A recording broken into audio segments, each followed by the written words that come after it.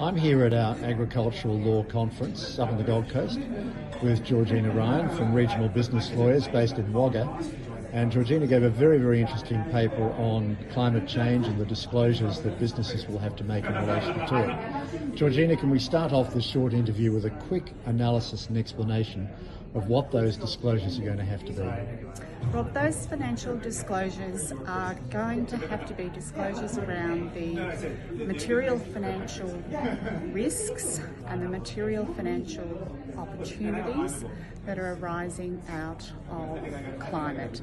And those risks include the actual physical risks and the transition risks to an entity.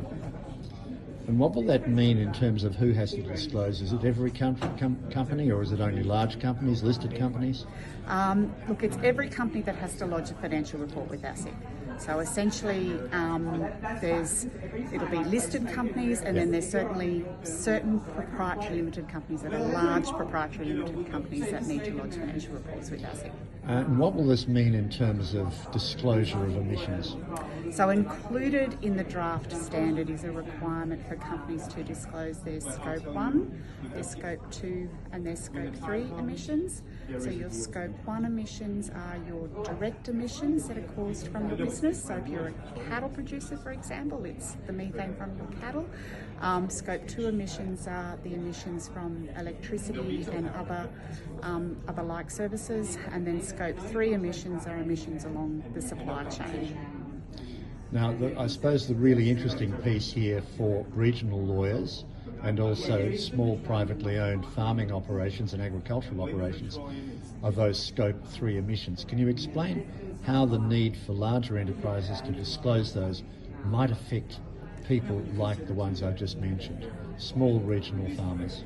So small regional farmers are going to be potentially affected because they are part of the supply chain. They are supplying their produce to the likes of Woolworths and abattoirs, and when they need to calculate their Scope 3 emissions, they're going to be asking farmers what their emissions are, and so farmers are going to need to have their head around how they calculate that, and we as lawyers are going to have a head around what that means. And then the other implication is, on top of all of this, there was another presenter talking about the ACCC coming down heavy on misleading representations about what your emissions and your environmental credentials are. So there's going to be a big change there for companies that are going to inadvertently get caught up in this, even though they don't have to report themselves. And would that mean that agribusiness operations, including farms, have to focus on low emissions?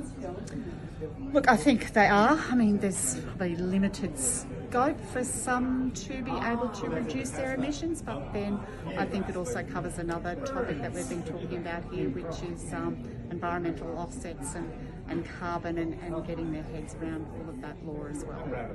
Georgiena, thank you very much. Absolutely fascinating. Thank you.